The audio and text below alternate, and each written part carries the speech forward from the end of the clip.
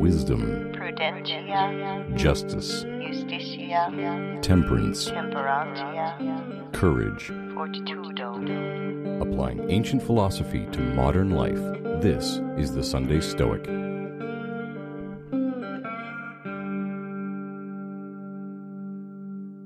Welcome to the Sunday Stoic Podcast. This is Steve coming to you from, I almost said Conway, Arkansas, which is where I used to come from, coming to you from Howard, Ohio.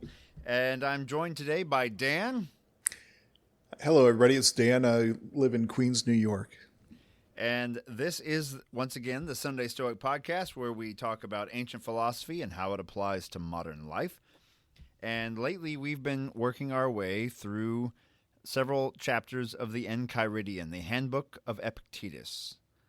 And it's a great place to start your Stoic voyage if you haven't done so already. If you haven't delved into the primary literature, I would not just read, Ryan Holiday and Massimo Pigliucci or whatever and say, I know Stoicism. You got to dig into what they actually said and wrestle with Epictetus and with Marcus Aurelius and with Seneca a little bit, mentally speaking. And so we're working our way through several chapters of the Enchiridion right now, and we have made our way all the way up to, I believe, number 5. The Enchiridion, we'll call it Chapter 5. And Dan, would you like to lead us off this week with a reading of the Enchiridion, Chapter 5, by Arian, student of Epictetus?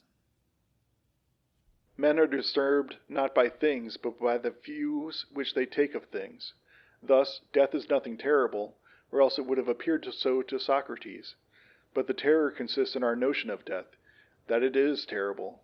When, therefore, we are impeded or disturbed or grieved, let us never blame others but ourselves, that is, our opinions. It is the act of an ill-instructed man to blame others for his own bad condition.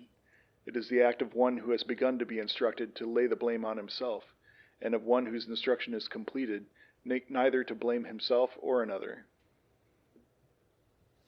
All right, this is a very important passage, historically speaking. It's inspired cognitive behavioral therapy and who knows what else. But do you want to lead off your views of this passage, Dan? Sure.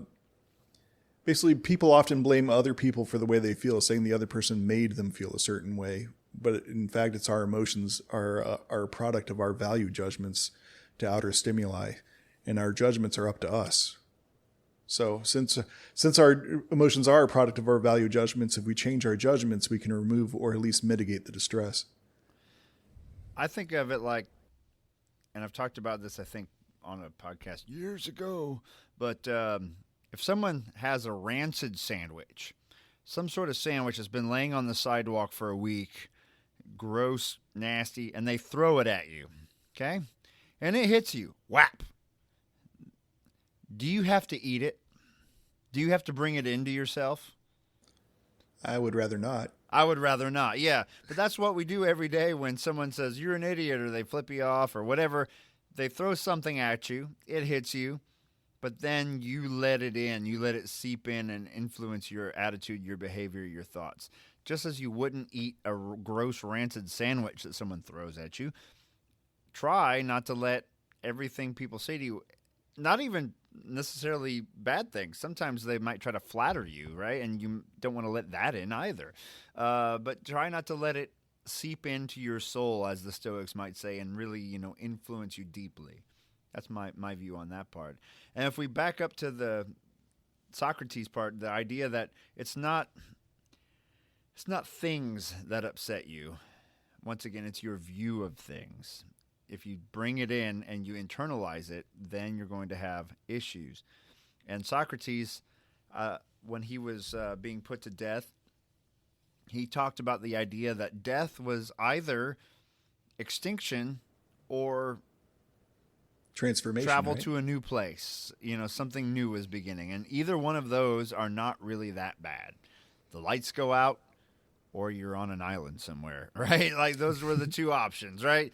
And so he wasn't too put off by those ideas. He said, that's not too bad. And he willingly drank the hemlock and, as far as we know, found out for himself if either were were what actually happens. But our views are not our views, our opinions, the things that are under our power, those are the things that influence our happiness more than the actual outside events.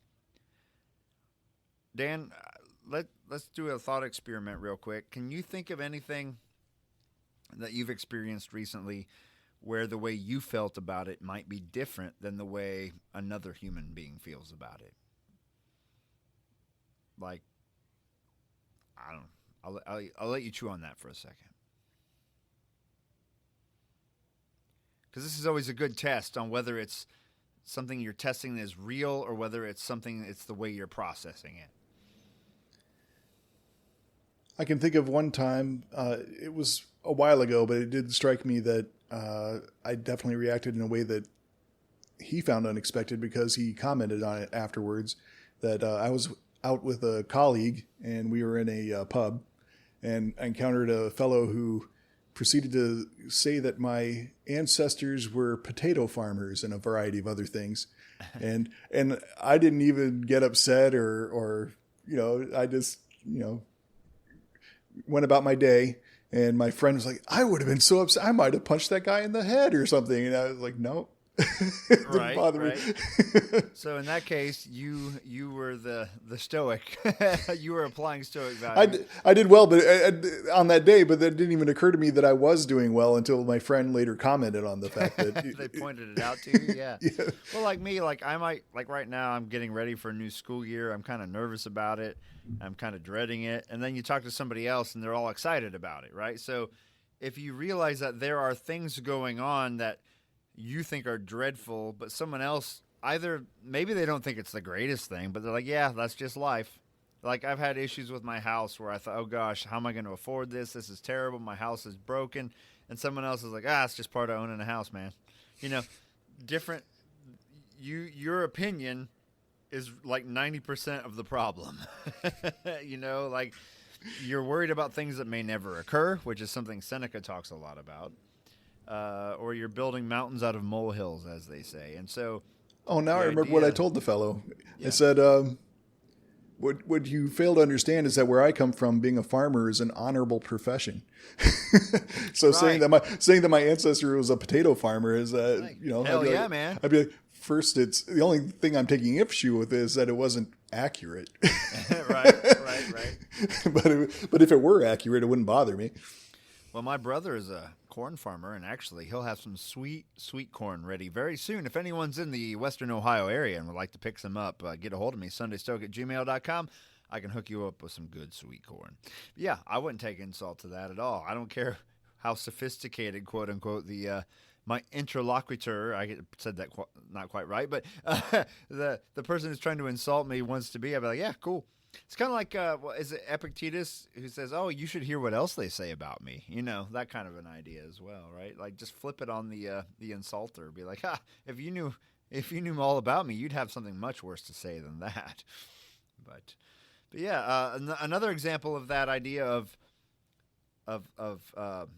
your perspective, Zeno, the founder of the school of Stoicism. So he's sailing on the ocean, and he's got all of his wealth wrapped up in the cargo of purple dye that's in the cargo hold of this ship. And he's hit by a storm off the coast of Greece. His ship is destroyed and it sinks. And like I've said in the past, I like to envision this big purple ocean as his ship full of purple dye goes down, making this big purple expensive stain. Because purple dye was one of the most expensive things you could buy in those days.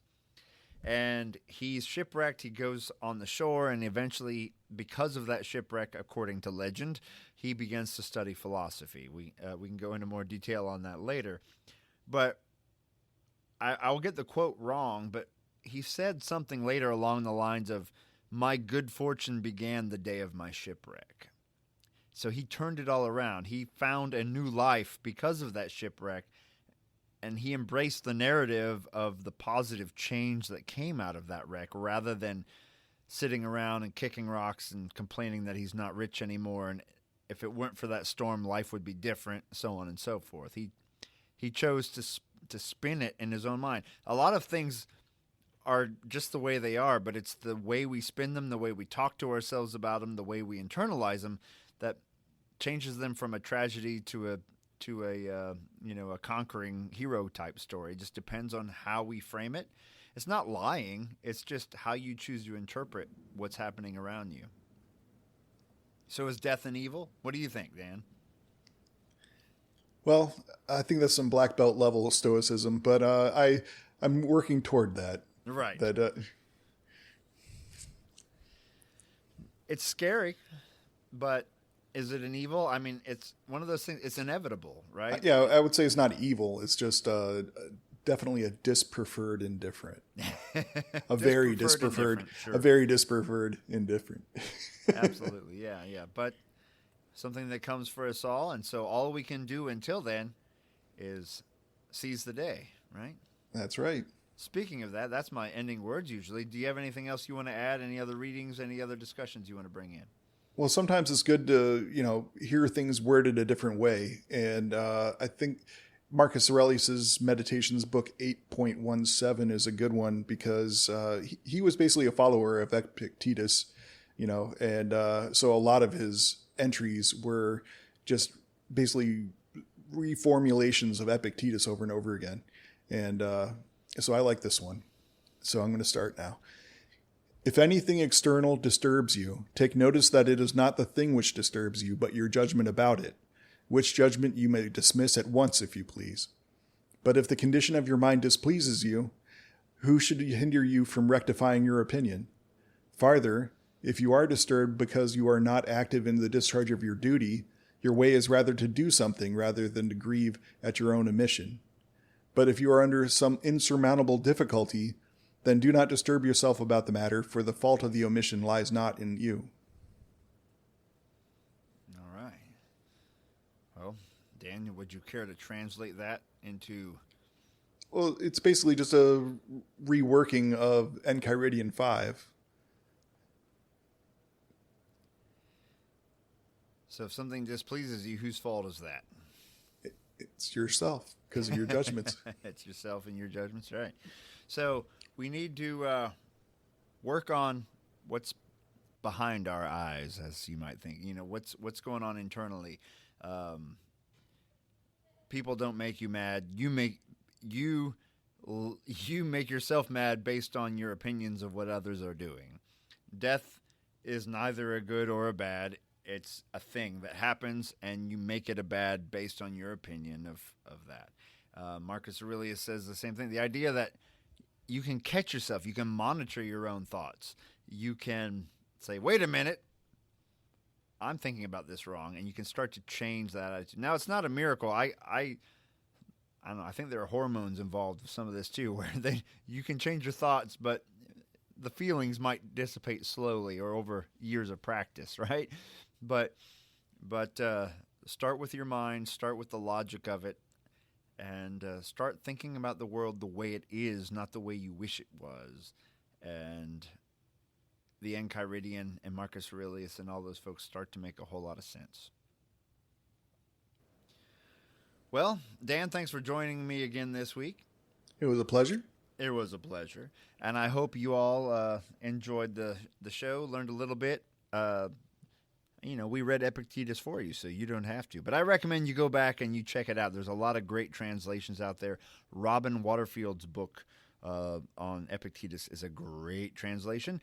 I highly recommend it. And it has lots of footnotes. And I have interviewed him. I think I interviewed him for his translation of the Meditations. But since then, he has a new edition of the works of Epictetus out. So check that out. It's a great translation. Can't read it to you on the air just because, once again, copyright issues. But check it out. And until then, let us know what you'd like to hear about, how we're doing, sundaystoic@gmail.com.